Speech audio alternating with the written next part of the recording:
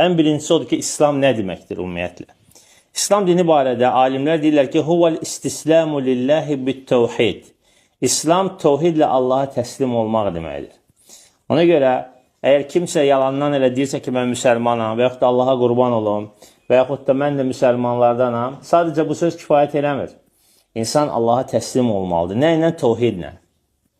Yəni, sadəcə təslim olmaq da yetər, olmaz. Ona qalsa, başqa din mənsubları da var ki, onlar da özlərini Allaha təslim olmuş kimi göstərirlər. Amma nə ilə təslim olmurlar?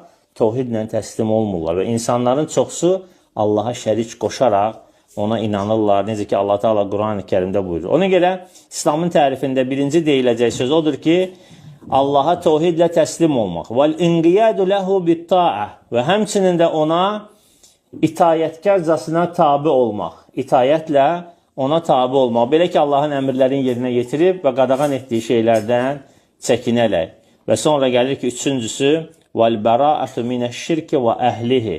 Şirkdən və onun əhlindən bəri olmaq, uzaq olmaq.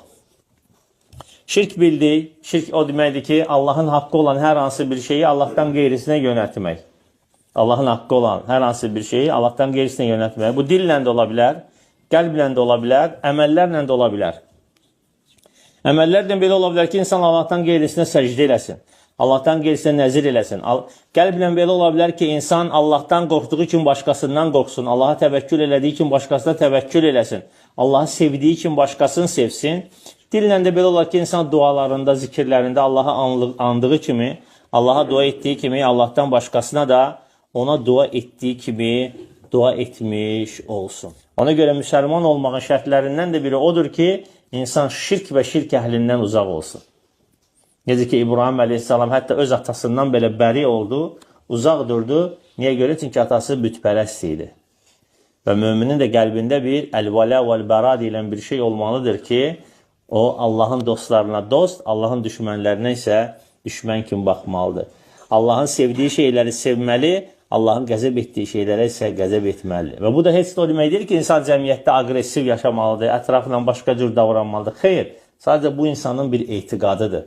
İnsan razı qalmalıdır Allahın razı qaldığı şeylərdən və Allahın narazı qaldığı şeylərdən, Allahın sevməyib, bəyənmədiyi şeylərdən isə o da xoşlanmamalıdır.